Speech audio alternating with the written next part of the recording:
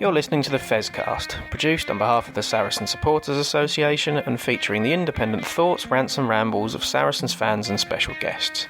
If you'd like your opinion to be heard on the show, you can find the Fezcast on Facebook or Fezcast_SSA on Instagram and whatever Twitter is known as these days.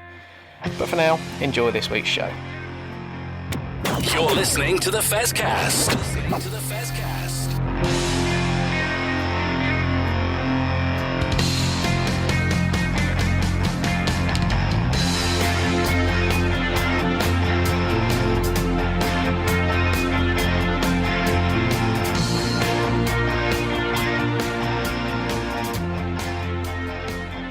Que pouvons-nous dire? Quel choc! Une catastrophe en France! Well, here we are, the first Fezcast after the lads went out to Bordeaux and got taught a lesson. Well, I'm joined by three others today. Duncan, who was out there in Bordeaux, Barry and Sam also. Welcome back to the Fezcast. Sam, I haven't seen you for a long time. You seem to come on when there's bad news though, don't you, mate? No, I come on to moan. I know. Oh, well, we'll be discussing on WhatsApp, so there's plenty of moaning to go on. Barry, obviously you watched the game from the comfort of your front room, the same as me. Yeah, absolutely. Certainly started off watching it in the comfort of my front room. It became less and less comfortable as the game wore on, but never mind. Well, absolutely. And Duncan, yeah, you were out in Bordeaux sampling the Vin Rouge and having a first-hand experience of a magnificent stadium in Bordeaux. Yeah, it's amazing. I mean, I was at the top 14 match the weekend before, and you've got to say it's big, it's vibrant, it's passionate. The crowds are amazing. Well, yeah, I think we're gonna have to touch on that because I think that's a really big point to make in relation to the result. And we'll do the Saracens men's game first off on the Fezcast tonight. But we'll need to have a chat about the women's game because I was lucky enough to get to Stonex for the first time this season actually and see the Saracens women against Exeter Chiefs in a big grudge match and was very impressed with what I saw there. But yeah, we got to go with, well, what happened on the weekend. Duncan, you were there. I mean, tell us, first of all, you say the atmosphere was great and it seemed that on the television. But, I mean, homme versus garçon, maybe. Yeah, I mean, I watched a few clips today, and there were two things that struck me. Is that first, it doesn't come across how loud it is, and it's 10 minutes before the match that they start all the chanting and everything. When the teams come on, they go bonkers, and it's very loud all through the game. A bit like a football match is, but without the horrible male tribalism. It's more akin to an international. It's like an international, really. And the other thing that struck me was you don't appreciate how fast they are. Bordeaux, it looks, compared to how it seemed live, it looked like they were strolling along because and you really felt during the game, the minute we made a mistake, we were done for, and it was right. They were just a few rapid little passes, and they got that number 11 winger who's about as fast as Radwan, and it is brilliant team. Well, absolutely. I think that's the main thing. And I suppose let's get our first complaint in about what's happening in English rugby at the moment. And of course, we're going to have to discuss at the end of this bit of discussion about the ongoing saga almost with Owen Farrell and what Owen Farrell's doing next year. But Bordeaux have come from almost nowhere. They haven't really been big strikes, a bit like La Rochelle over the last 5 years. La Rochelle were nowhere 10 years ago, and then somebody's come in and he's thrown an awful lot of money at it. And at the end of the day, whatever Tony Rowe says down in Exeter, and I'll get a dig in at Tony Rowe or whoever, and Alex Anderson has been talking about it as well recently as well. If you want top quality, it costs. Yeah, but you know who's throwing the money at it in France? The local government. Yeah. It's never going to happen here. Perpignan, the team that I go and see quite a bit, they get £7 million a year. A club in a rich big town like Toulouse well, they'll probably get 12 million a year. Yeah. And so that does create a virtuous circle. You get a few local millionaires like you do in La Rochelle, who, you know, they've got about 30,000 sponsors or something. And then you put on top a massive Great Canal Plus TV deal. And it's no wonder you end up with a sport that rivals football for crowds. Well, undoubtedly so. But I mean, also, what you've got to be talking about is, and I mean, I'm saying this as I've often mentioned, Barry, as a bit of a Marxist in political, but, you know, it's a rich man's game. Rich men who could afford to throw 45 million quid at something and, you know, have got the opportunity to write it off against tax or whatever. But well, they can't. They can't. And I was hearing this. You know, I was hearing this in Bordeaux. Someone said, "Oh, there were loads of rich people waiting to save wasps. If only they were allowed to go out and buy stars." I was saying, well, they were willing to put in £90 million to clear the debts before they go out and spend a load of money on stars. Who are they? They're not there. Well, obviously, you look at France and say, "Well, we'll bring Barry in on this one if we can," and you know they're looking at it and they develop something, and you know they're speculating to accumulate almost, or they're not worried about losing out, Barry. And you know the top 14, the French teams, they're great to watch, and yeah, you know you got to go and watch them. And actually, down in Kent, why wouldn't you pop over and see a French team play? Because it's cheaper to get there and it's cheaper to buy a ticket, Barry. Yeah, and it's probably a little bit warmer, and the wine will be nicer, as we've said. But yeah, I don't know how we're supposed to compete with that. I know I've heard that before, that the French local authorities put a lot of money into the clubs. How we even begin to compete with that. I mean, you look at the state of local government over here and the finances in this country, and there is just no way we can do that. And we're a heavily football dominated industry, the sports entertainment industry, and you know, I don't know how we try and even begin to get on an even footing. But I mean, I've had this argument with people before, but I don't think with the salary cap that, as it is, I don't think we can compete. And it seems strange to me that we have a salary cap. I understand the purpose behind it, but I do think it potentially does stop people getting involved.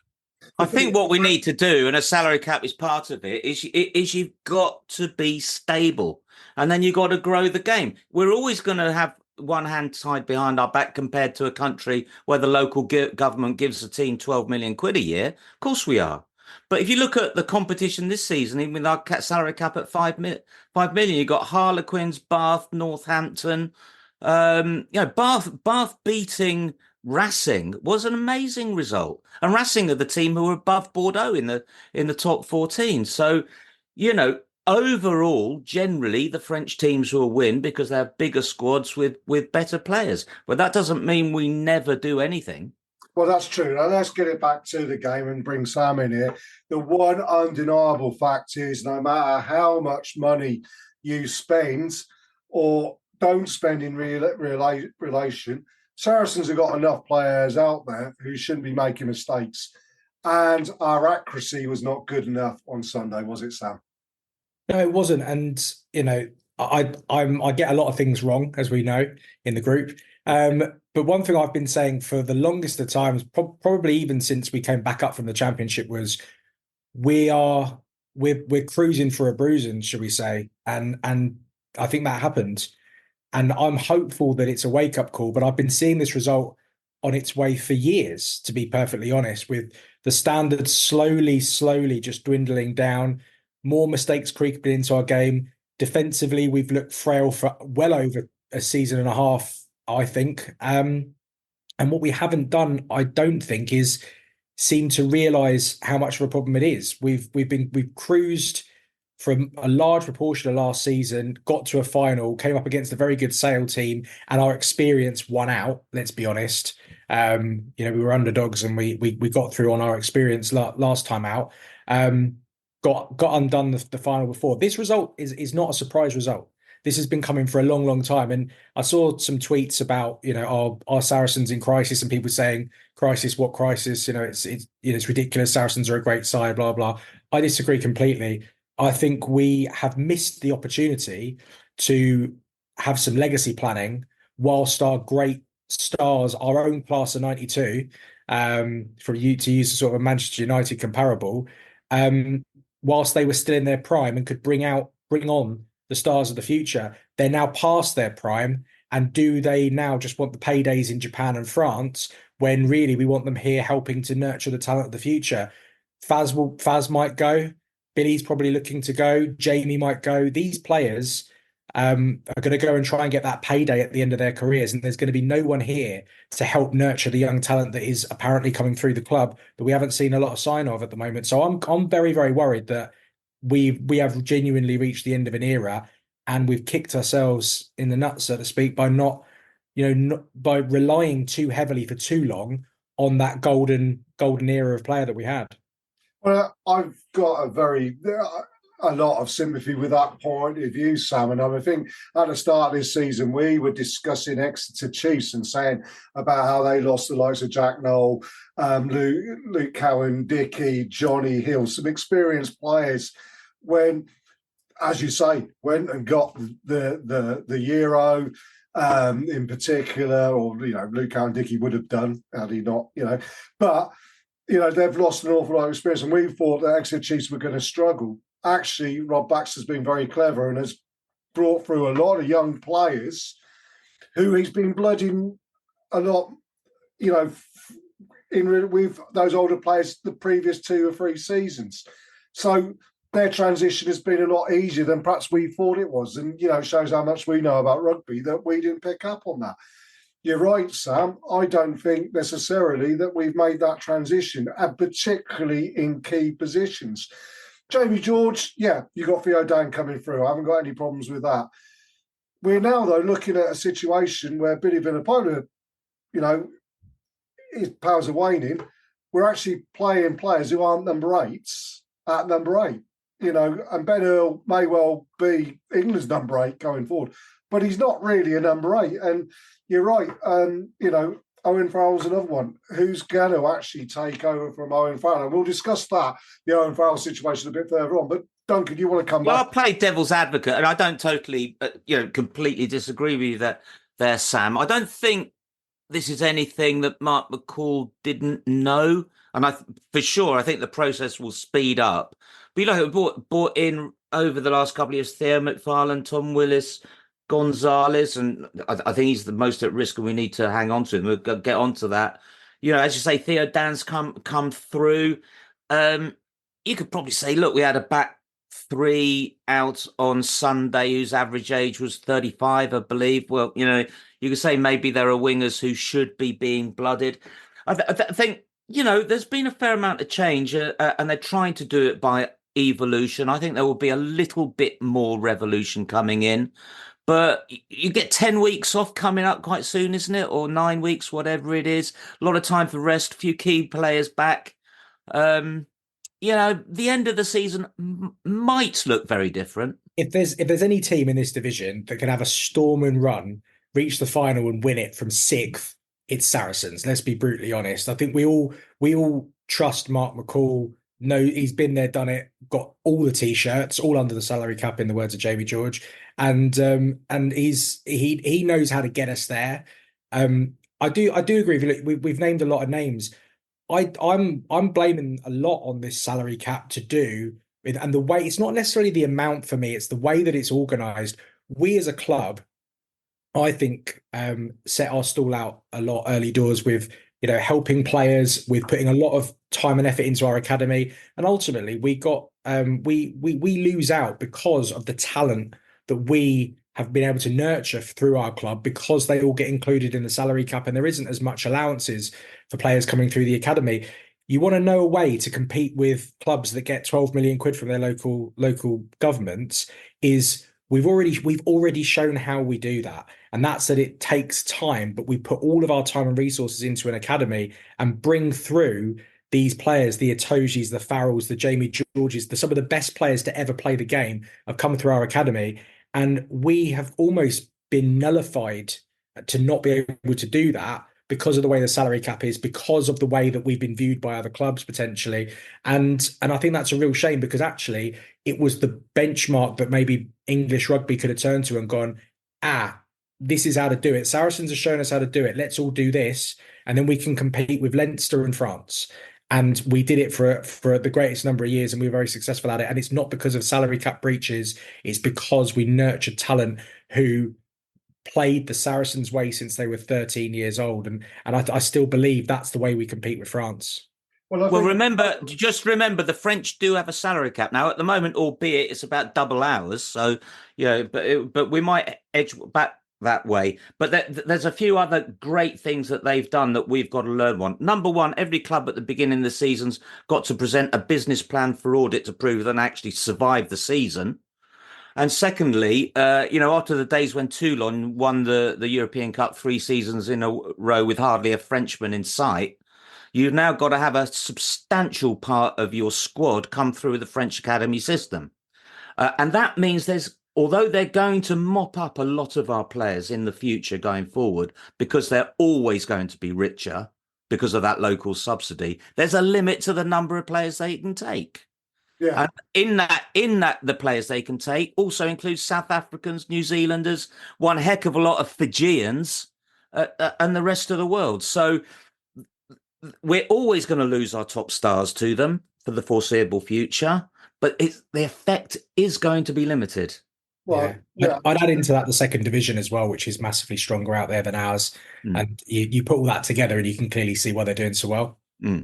Well, let's bring it back to the game though, chaps, because I mean, we're going to lose ourselves here. What I wanted to pick up on, because we need to be positive, I think, in so much as I did think there were a couple of good performances on there, and primarily they came from players perhaps who are more fringe players. I mean, first off, not a fringe player. He's been a integral starter for the whole of the season, and certainly he's a senior player, or becoming a senior player, who you can build around, who potentially is a captain. Andy Christie, I thought, had a big game. He never took a backward step. He always tried to go forward, and I mean, he suffered from the same lacks of accuracy, mainly due to the pressure. We said, the week before, when Leicester didn't score tries against us, it's because of the defensive pressure we put on. A lot of what Bordeaux did well was because they put so much pressure on us. And it doesn't matter how good a players you are, if you're put under that sort of pressure, you are going to make mistakes. Andy Christie did well. I thought Rotimi Shagan came on, and again, he gave us go forward on the wings that we certainly weren't getting. Bless him, Sean Maitland's, to me, looked like a 35-year-old winger. Tried his hardest, but he looked like a 35-year-old winger who, perhaps he's having a season too many. He's like the Muhammad Ali fighting Michael Spinks or Leon Spinks, wasn't it, at the end of his career or whatever.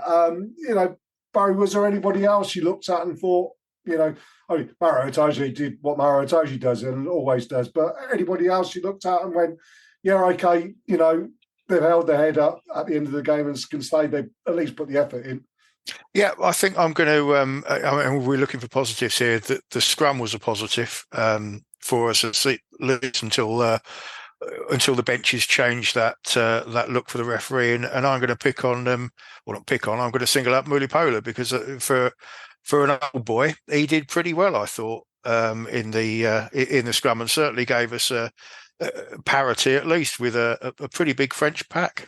Well, he was up against the 46-stone prop, wasn't he? And Ben however much weight he is. I mean, he looks like one of those guys that they'd be lifted on world's strongest man, wouldn't he? So, honour, humongous. But yeah, you're right. He did absolutely brilliant. I thought Vio Dan did well there as well. And didn't realise he was so quick. Oh, God, yeah, he's tried his curve, wasn't it? I mean, that's the thing. And, I suppose the positive we had to take out of it was, when Bordeaux started throwing the jouet out there and the tricks and whatever, we exploited their inaccuracies and got some points, which will be important next week when we play Lyon and when Bristol play Connaught, because I mean, there's part of me that will say to you now that actually I think Bristol beating Connaught and us losing to Lyon wouldn't be such a bad idea, because, you know, the next level down may be where this squad could get some silverware, because I really don't, you know, as much as what you said, Sam, about the fact that Saracens is the one team that could go from 6 and win it. I think that was last season or the season before, maybe. I'm not necessarily certain that this year we've got that same ability. Though it wouldn't surprise me if we did. If we did go on a run, it wouldn't surprise me one little bit. But it's less possible than perhaps it was a couple of seasons ago. So perhaps the Challenge Cup, the one below, might be a better competition for us to be in. Having said that, that would be a real disaster for the club in relation to it. And also, you've got to remember as well that 2 of our games, one was away in South Africa, a pointless game away in South Africa, which I think is ridiculous, because all that's doing is allowing the South Africans to win the next bloody World Cup. And then away at Bordeaux. So, I mean, we've had a really tough draw this time out, Sam. Yeah, we have. Do you know what, the thing about going down to the Challenge Cups? Yeah, thinking about that as well.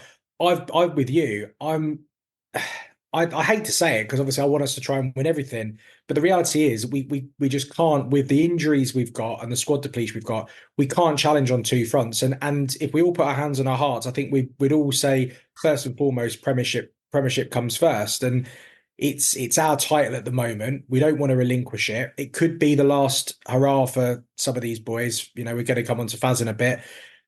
I want to see us at Twickenham winning a final more than I do at Tottenham winning a final, if I'm brutally honest with you. And I think that's where we need to go. And so, you know, going down to the Challenge Cup, actually what it does is it takes the pressure off us a little bit, and we can actually blood some of those youngsters that maybe need some time, playing against some big rough French or Georgian teams or something like that.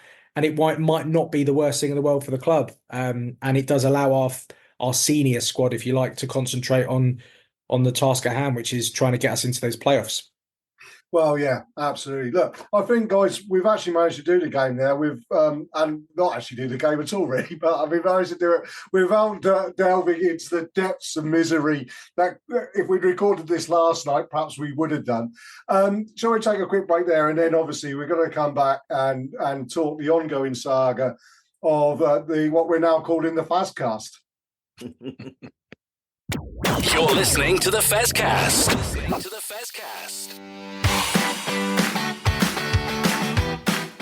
You are listening to the Fezcast, which is proudly sponsored by the Saracens Supporters Association, and I'm Alison Davis, one of the SSA committee. For a £10 annual subscription, the SSA provides our members with monthly newsletters, virtual and in-person player events, away match ticket allocations, and we organise pre-match gatherings at away matches. We sponsor men's and women's players, and we support the Saracens Foundation Track Club on behalf of our members.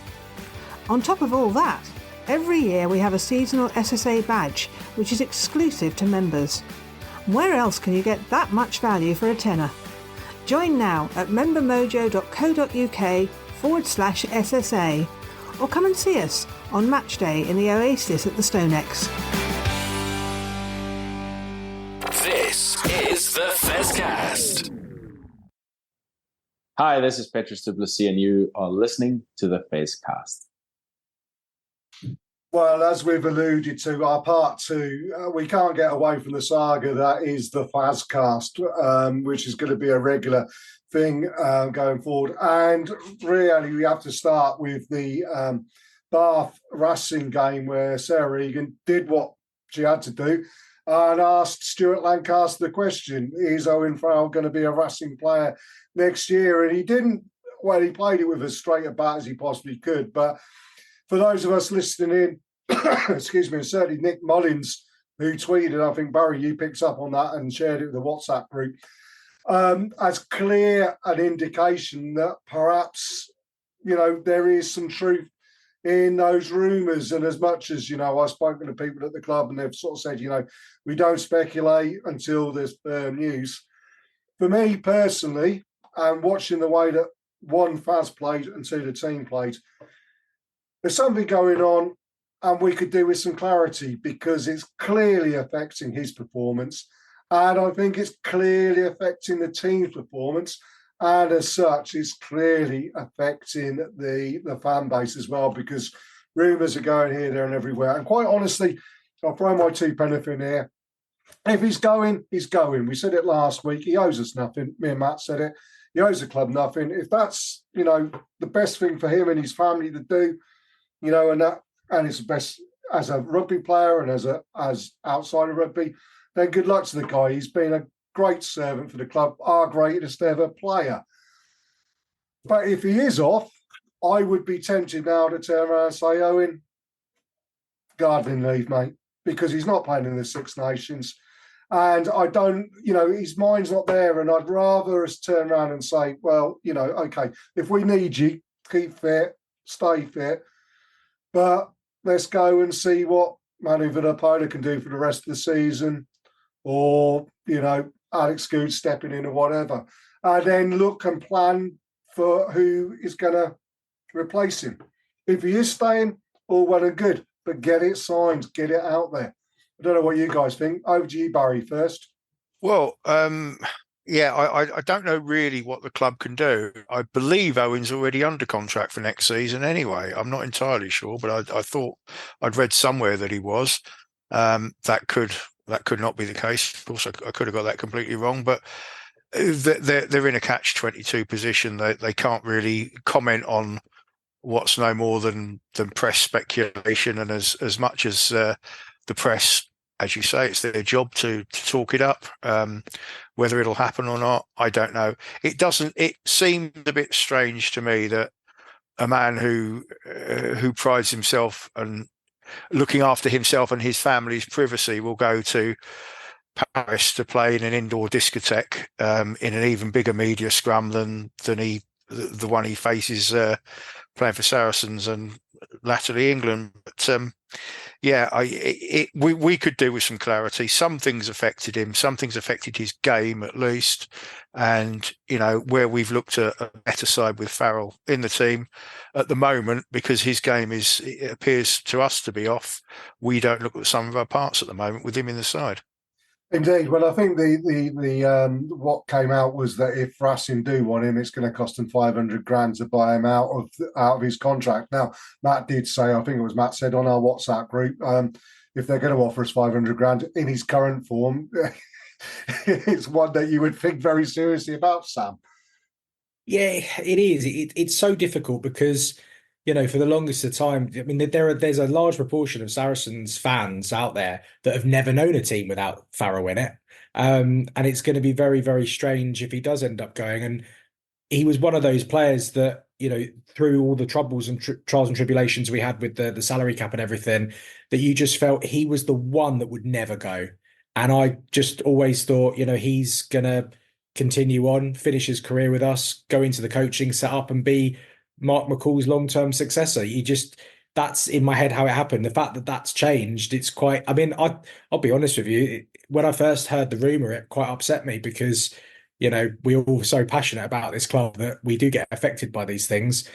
Could I blame him for going? Absolutely not. He deserves everything he gets and everything he would get in terms of the financial benefit, the adoration. Look, we saw Johnny Wilkinson, one of England's greatest ever players, who demolished France on more than a number of occasions, go to Toulon and become a god over there.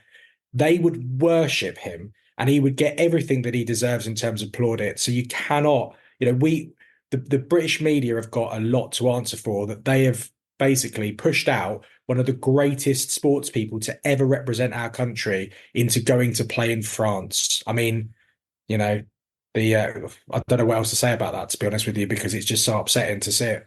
Well, on the plane out on Saturday, there were quite a few contingents. One was the Bayonne team coming back, and there was a lot of speculation about how their number 8 was possibly going to fit into a Ryanair seat. There was a lot of journalists, and for them, it's a done deal. As far as all the rumours they heard is going, but you don't announce a deal until it's done, and we are probably playing hardball with Racing for that transfer fee until we get our replacement, and then we're gonna announce it in one go. And until it's done, we'd be in a worse position position to announce we don't have a number 10 when we're trying to sign one, as opposed to, well, the old one might still be around because it's not a done deal. So they're always complicated situations, and it'll be announced as soon as it can be, I'm sure. Well, you don't get bad overnight either, do you? I mean, Owen's going through a tricky patch at the moment, and he's going to be good wherever he goes. And sorry, the last thing I'd like to say, the other contingent on there were quite a few people who were at the World Cup who, to a man, was saying they were shocked at the level of abuse Owen was getting from England fans at the World Cup. They just couldn't understand it. And if Owen is there trying to play his best for his country and he's getting booed by his own supporters, that's not going to happen to him in France. As Sam says, he'll go over there, he'll be as good as he is, and he'll be hated by the supporters of 13 teams and loved by the team he plays for. Well, absolutely. I mean, and on top, he's got a goal, isn't he? Because Racing have got this dream of winning in Europe that they've never done. They've been the bridesmaid so many times. What a great challenge for him. Well, indeed. But the thing to remember is, as we said before, when Brad Barrett retired, when George Cruz moved on, various legends have moved on from the club. When Richard Hill retired, the club is bigger than the single player. I mean, the bigger issue for the club this year is that it might not just be Owen Farrell. And as we said in the first half, there could be other players going. So there could be, whereas before it's been a gradual, this player's got to his level and they've, said, right, yeah, okay, stop. The other thing to remember is, and coming back to your point, Sam, and let Barry pick up on this one, you hope that Owen Farrell remembers where he came from. And that's all you can hope, in the same way as that, when George Cruz was being mooted about coming out of retirement, and there were the odd clubs saying, well, we'd love to have George Cruz. There was no way. If George Cruz was coming out of retirement, he would have come out of retirement and play for Saracens and nobody else, because that's just the hold the club has over these players. So actually, it may well be a bit of good business, Barry, for the club to turn around and say, right, Owen, go off to Racing for 2 years, come back age 34, 35, and fit into the coaching staff. Get some different experiences, get some different viewpoints. Stuart Lancaster is an excellent coach to learn from, to learn your coaching trade. He's been learning from Mark McCall. He's obviously going to be picking up stuff from his dad, from Andy Farrell. And there's a British Lions tour in the offering as well. I think even if Owen Farrell isn't playing for England, he could still potentially be on that British Lions tour as an integral player. You'll go over to France, you'll pick the brains of Ronan and Gara at La Rochelle and other great coaches over there. It will make him a better player, a more rounded player, and a better coach, Barry. There's no doubt that he would benefit from going somewhere else and experiencing the different styles and the different tempos and what have you that they play over there. I actually thought, and I always suspected, that he would go for a year or so at the end of his career. But funny enough, I thought he was going to go and play for Wigan Rugby League. And who knows, he still might. He might have a couple of years in France and then go, do you know what, I'm actually going to try and fulfil that boyhood dream and go and play for the Cherry and Whites in the league game for a year, just to see if he can. And then maybe come back to, well, we're all assuming he's going to come back as a coach and hopefully to us. But there's definitely an experience there. There's definitely something that will benefit him as a player and going forward as a coach. I do wonder about the media circus over there, though, particularly with Racing. He might be better off signing for another French club, in my view. But there we go. As someone mentioned, there is that great challenge there to win in Europe, which they've never done. So, potentially there's lots of pluses for him. Indeed, but obviously the next thing is let's just put practice to one side, reality to one side. Let's look at potential, shall we say, if Owen is off, who do we replace him with? And I mean, there's always going to be a few names being bandied around. Neil Fisler has bandied one name around. I don't want that player at the club. That's just my personal view. I don't think he's the right fit. But there are a couple of players. I mean, you mentioned one, didn't you, Sam, a couple of weeks ago, I think, on WhatsApp. Well, I've been pushing for Bailey from Bath for the better part of 3 years, I think, because I've seen him. Funnily enough, and like I said, I don't get it right too often, but when I do get it right about a player, I don't let it go. I saw Alex Lazowski play for Wasps years and years and years and years ago, and I remember him thinking that boy's good. And I was really happy when he signed for Sarries because I just there's something in him that I just thought would fit into the Sarries way of playing. The same goes for Bailey. I've seen him play a few times for Bath where he's come off the bench and he's completely changed the style of play. And I think he's a fantastic distributor. He's a great communicator. He can move the ball in many different directions. And I just think that with the kind of tempo of the game that I think we need to move towards, I think we build our new team around the Ben Earl way, which is quick, scrappy, energetic, powerful, and we have a fly half that can run and move the ball around maybe a little bit more dynamically than someone like Farrell. I've had my eye on him for, like I said, the better part of 3 years. I wish we'd added him in earlier so he could have learnt off the master before he potentially moves on. He would be my number one target. Well, indeed, that's a very good point there. I'm going to throw another name in there as someone who's been injured, but if you want a bit of experience and a bit more of a finished article, you've got Adam Hastings down at Gloucester, and let's be honest about it, Gloucester is not deserving of his talents. I think he's an exceptionally good player, Duncan. Yeah, the other name that I've heard bandied about is Pablo Garbisi. He's obviously Italian international fly half, and he's playing for Montpellier, who are pants this season and stand to be relegated, possibly. So he's another contender as well. Yeah, I mean, that's the thing. I mean, the issue we got is, are Saracens going to be a big enough pool and have the money in the pocket?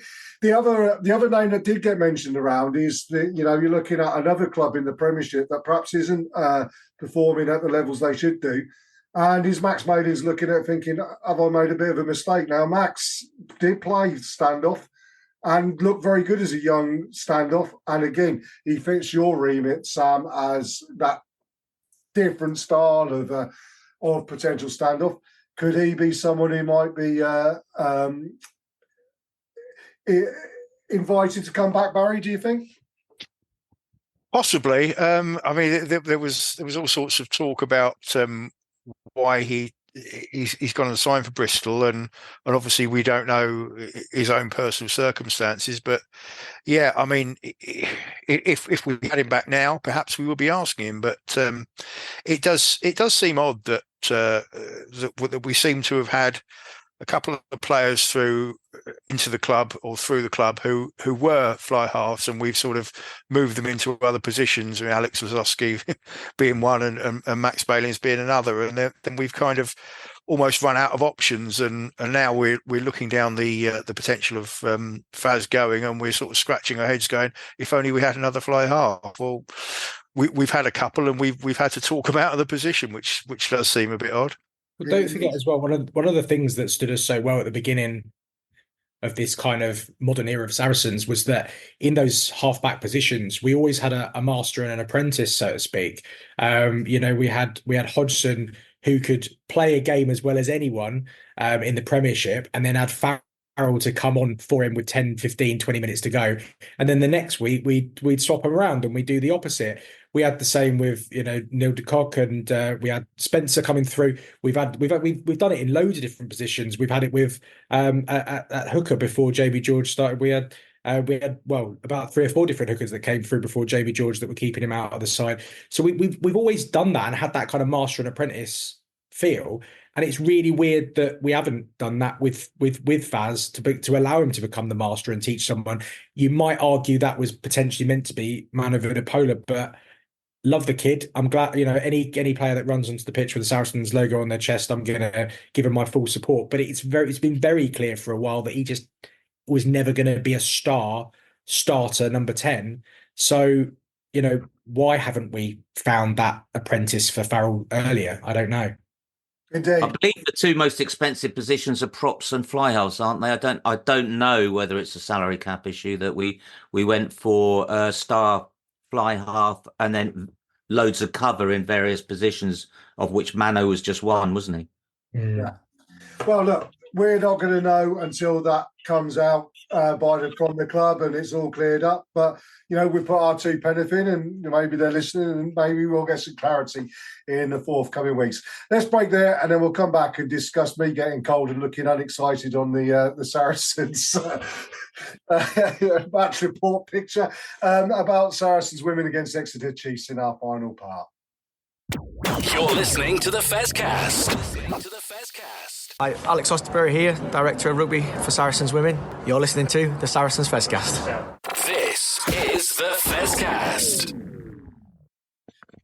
Right, well, I mean, on Saturday, I managed to get to the Stone X, and in part 3, we're going to talk the Saracens Women. Bearing in mind, Barry, you didn't see a great deal of it. Duncan, you were on the Van Rouge in Bordeaux, drinking the EU wine lake, apparently. Sam, did you see much of the women or just the result? Well, my eyes were definitely fixed on the game because obviously my favourite rugby player of all time was celebrating her 50th appearance for the club. So yeah, I was definitely watching. Well, indeed, I mean, I was there at the game. I got down there. It was a bloody cold day. You can probably tell, as I said, I alluded to the picture of Jess Breach scoring her try with me in the backgrounds, jumping up and down. I wasn't having my hands in my pocket and I was bloody cold. But before I talk about that try, because, I mean, that was special. I mean, there were some really, really, great performances. We got to bear in mind, Exeter Chiefs, end of last season, the headbutt game. You looked at Poppy Cleal and you knew that Poppy was up for it and she got player of the match. Did what Poppy does. I mean, she was charging around the field. She was making tackles. She was getting turnovers. She was making yards. Great work from her. Lottie Clapp as well. She hit a milestone as well. I mean, it was just Exeter Chiefs in front of them. And there were some moments where Exeter Chiefs came back in because Exeter Chiefs are a good team. Don't get me wrong, one little bit. But I never really looked at it and thought, no, Saracens are going to do the job here, and they're going to get one over on them, Barry. Yeah, it was a performance that's been described as a little bit mixed, and at times we were kind of under the cosh, but we seemed to deal with that and found a way to win a game, which is obviously good. I mean, what's that? 7 straight wins with bonus points now. It's the girls are on fire at the moment, and long may it continue. Indeed. I mean, I want to mention. Obviously, I need to mention Jess Breach's try. And, I mean, Duncan, you've seen some speedsters on the weekend, and in particular, Damien Penot and the lad on the other side are very quick. But Jess Breach scored her try right in front of me. And I tell you what, I have not seen pace like that on a rugby field for such a long time. It is just genuine pace. And the move came. It was a breakdown. The ball came out quick. I think Liana Infante was on by that time. It's gone out wide. Amelia McDougall through the hands.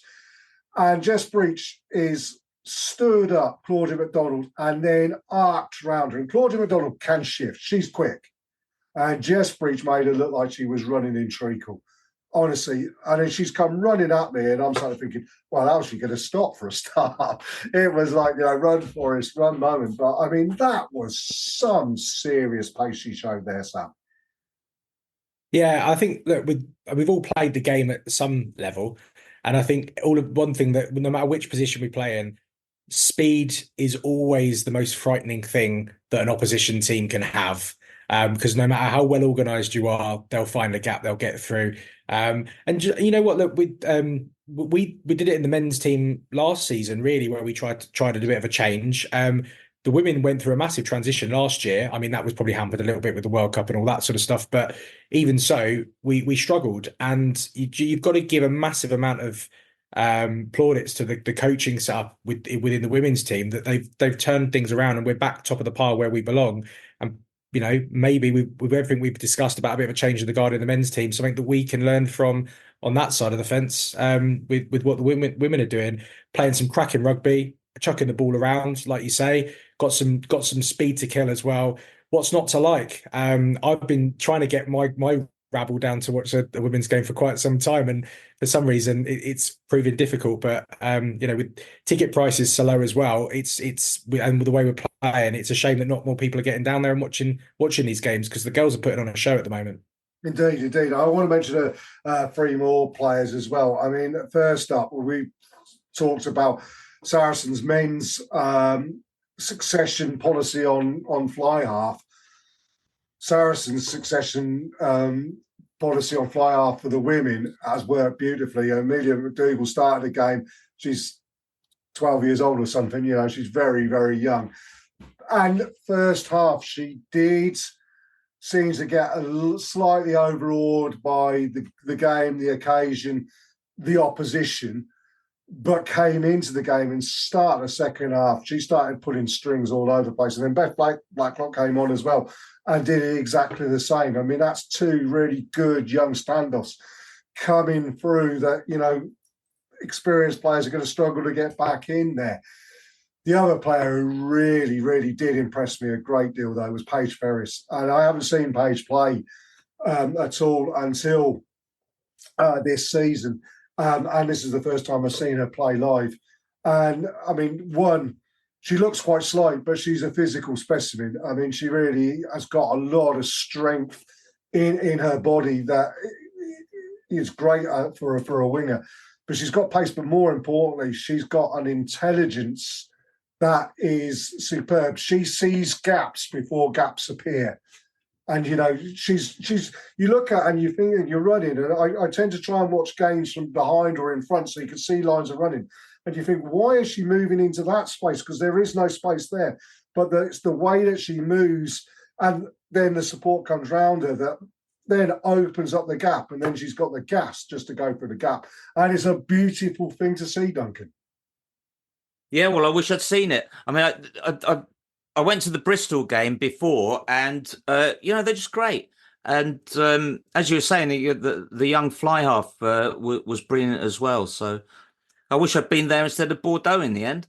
Absolutely. The interesting thing was I did chat to a couple of people after the game, said hi to Marley Packer. She was a normal belligerent bulldog with her attitude self. I also spoke to Donna Rose, who's been on the Fezcast this season, and she said it was a really physical game, which was comments echoed by Alex Osterbury as well, who said it was almost like a fight to the death at times, Barry.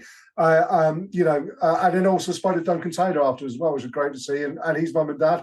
I met his little son as well, who's 4.5 months old, cute as a button, and a bit of a chunk, and looking perhaps a bit more solid than his dad was on occasion. You're have to edit that out for Mr. Taylor, I think. Especially as Duncan said, yes, he's happy to come on the Fezcast at some point. But yeah, no, it was great to see those. But yeah, it was definitely a really hard game, Barry. Yeah, there's a heck of a rivalry building up with Exeter. That makes a change, doesn't it? in the girls' game, and that's not necessarily a bad thing, because it's good to have different rivals, and even if they're not exactly next door neighbours, it's great to have a team that you always enjoy putting one over on. Absolutely. Well, look, the last thing to say is, as Duncan alluded to, there's quite a lot of people who would normally have been at that game who were in Bordeaux. I will say a little bit of a moan to our fan base that people who didn't go out to Bordeaux, who, could have gone and seen the game. Because, I mean, the crowd was good. There was plenty of people there, but we could have had more people there. And at £10 a ticket plus £5 for your car parking, it's ridiculously good value. I will say, and it's something that I know Joe has been pumping, and we must say all the best to Joe Peake, her dad, who's had a bit of a time in hospital recently. So all the best to Joe's dad. But yeah, Joe is determined to get as many people to the game on the 10th of February against Harlequins. It's £10 a ticket. Get yourself along. Honestly, it's a chance to nil Quins twice this season for a start. That's always something good to aim for. And it will be a cracking game, and you will see some really, really top quality players performing. And I'm sure we'll get somebody on from the women's side to big that up in the weeks before. But yeah, if you can, get yourselves along. Barry, over to you. You wanted to say something very quick. Yeah, perhaps we should have another Fezcast live from that game on the 10th of February, maybe. Well, if we can, we should do. Yeah, let's see what we can get organised. But Ed, that's for the future. I'm waiting on Ollie to let me know who our big interview for next week is, because I have got somebody from the club, and I'm hoping it's going to be a really, really good interview. But until then, I'll say thank you, Duncan, Barry, Sam, and Duncan. I'll be round to pick up my bottle of Santa Million you bought through duty free at some point. 1981 or 1982, you got me. But yeah, thank you, gentlemen, for your time and discussing, in a pretty difficult aftermath after the game in Bordeaux. Thank you, everybody, for listening in to this week's Fezcast. And so we'll be back next week with another edition of your favourite Saracens fans podcast. Haven't got no competition, have we, anyway? But there you go. Cheers, Ed. Cheers, all. Cheers.